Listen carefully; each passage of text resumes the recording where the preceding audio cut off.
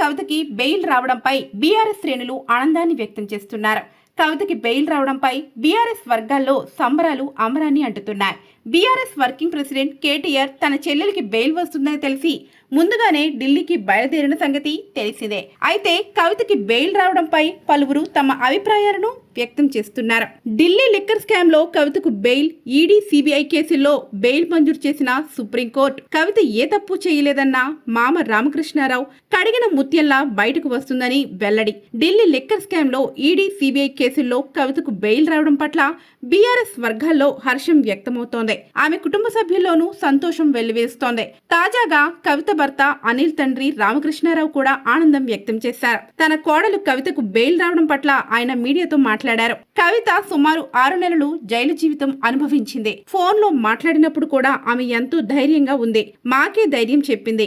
ఆలస్యమైన న్యాయమే గెలిచింది. కవిత కడిగిన ముత్యంలా బయటికి వస్తుందన్న నమ్మకం మాకుంది.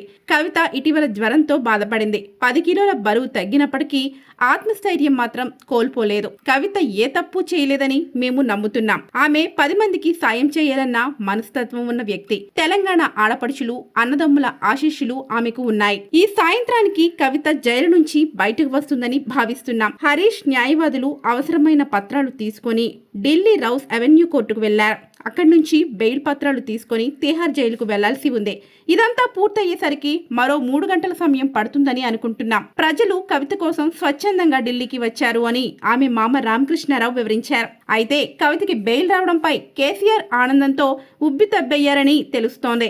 కవిత బెయిల్ పై కేసీఆర్ స్పందించారని సమాచారం. న్యాయం గెలిచిందని, మేము ఎప్పటికీ తప్పు చేయబోము, తప్పు జరగనివ్వమని కంఠాపదంగా చెప్పినట్టు విశ్వసనీయ వర్గాల సమాచారం. కవితకి బెయిల్ రావడం పట్ల పార్టీ శ్రేణుల్లో ఆనందం వెల్లివిరుస్తోంది. బాణసంచా కాలుస్తూ పలువురు స్వీట్లు పంచుకుంటూ తమ ఆనందాన్ని వ్యక్తం చేస్తున్నారు.